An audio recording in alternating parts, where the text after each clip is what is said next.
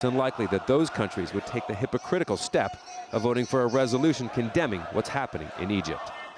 Scott Heidler, Al Jazeera, the United Nations. Well, still much more to come on the programme, including monsoon rains force nearly 1 million people out of their homes in Sri Lanka. And we'll tell you why the International Cricket Council has banned 3 Pakistani players from the game.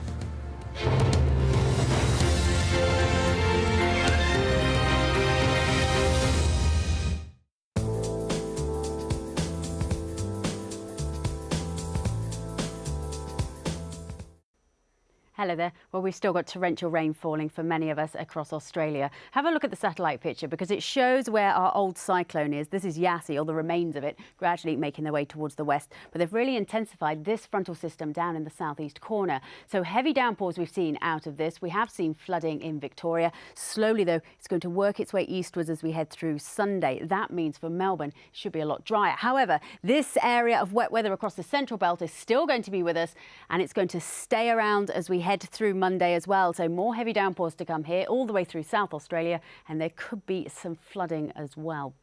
For New Zealand, well, here it's actually been quite quiet over the past few days. Generally, the wind's coming in from the west, dragging in quite a lot of moisture. So there's a lot of cloud around, a few spots of drizzle, but there hasn't been anything particularly heavy. It's going to change as we head through the day on Monday. The wet weather's pushing its way northward, so heavy downpours there for the South Island, particularly, I think, in the western parts of the country.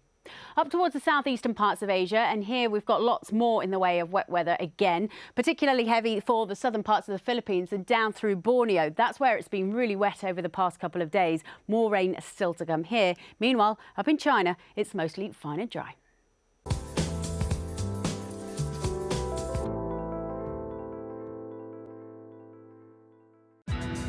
From local traders to international finance, it's commerce that makes the world go round. For global companies and developing markets, communication is the currency, and information is the most valuable commodity. Counting the cost at this time on Al Jazeera. As China's economic juggernaut thunders ahead, critics claim this growth exacts a heavy toll. 101 East examines the environmental and human costs of this economic powerhouse. 101 East at this time on Al Jazeera.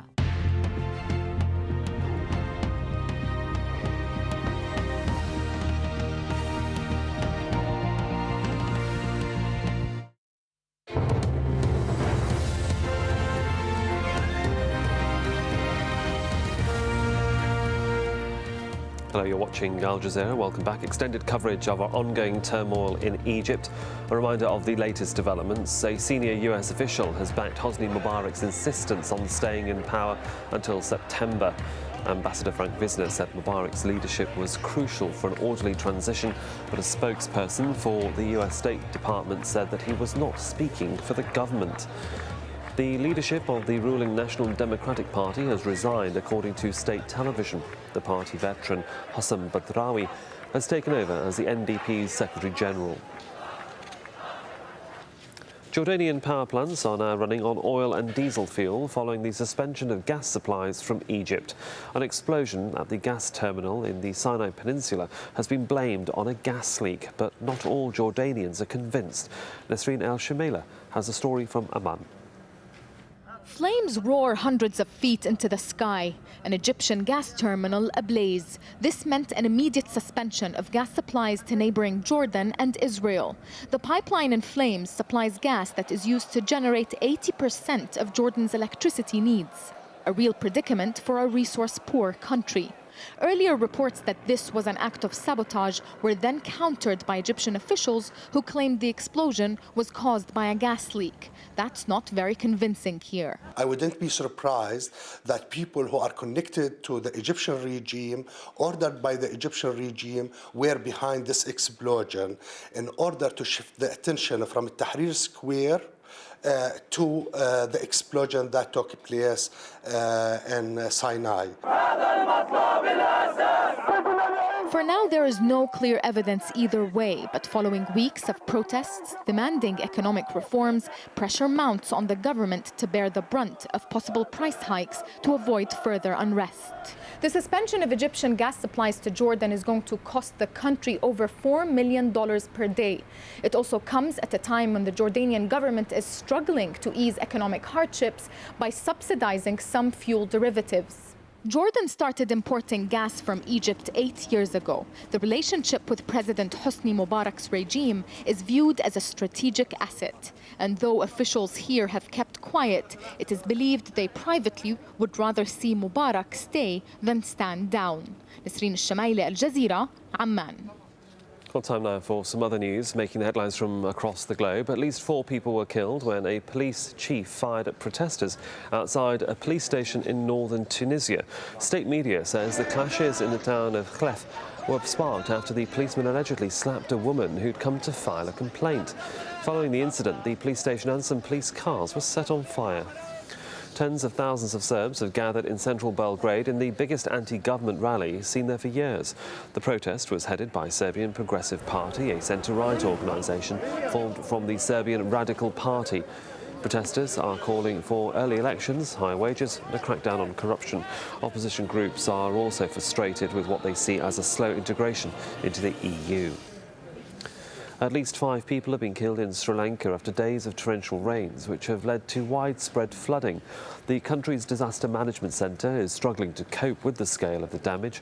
Hundreds of thousands of people have been affected. Minel Fernandez has more. The waters raged once again, sweeping everything in their path. Worst hit was the North Central province. Swollen irrigation tanks breaching their banks. One reported to have unleashed around 55,000 cubic acres of water. Many villagers were cut off by the floodwater, boats their only hope. Over 1 million people have been affected, and more than 230,000 have been forced to leave their homes for temporary shelters. In the Central Highlands, authorities issued a landslide alert and declared a state of emergency in some areas. Our kitchen was buried by a landslide at the back of the house. It wasn't just people facing hardships.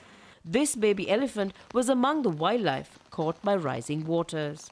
The military and police are helping with the rescue and relief efforts. But despite the devastation, there were some moments of hope. This baby born on a helicopter as her mother was flown to safety.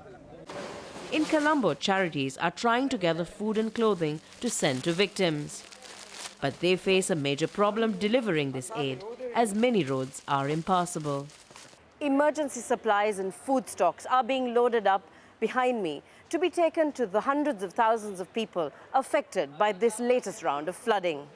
But it'll take a whole lot more for those affected by this latest disaster to get on their feet again. Minel Fernandez, Al Jazeera, Colombo. 3 Pakistani cricketers have been found guilty of corruption following a hearing in Doha. Salman Butt, Mohammad Asif and Mohammad Amir were charged with conspiring to bowl no balls at a pre-arranged time during a test match against England last year. All 3 were banned for a minimum of 5 years. Rahul Pathak has more from Doha. Well, there were chaotic, almost jubilant scenes outside the Qatar Financial Centre as the 3 players involved attempted to leave earlier today following Saturday's decision. All 3 players essentially have been banned for 5 years each, but there's a real feeling here that the punishment handed down by Michael Beloff QC and his 2 colleagues could have been a lot more harsh. The tribunal has recommended to the ICC certain changes to the code with a view to providing flexibility in relation to minimum sentences in exceptional circumstances. Well, as for the players themselves, all 3 are said to be very disappointed with the decision, and Mohammad Amir, for one, has confirmed that he will instruct his lawyers to go ahead with an appeal that will be heard by the Court of Arbitration for Sport.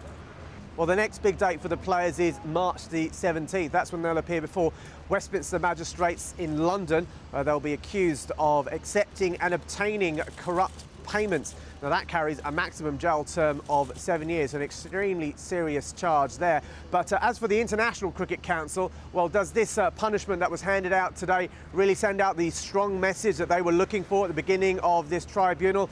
Well, I think the jury's still very much out on that. Rahul Pathak, Al Jazeera, Doha.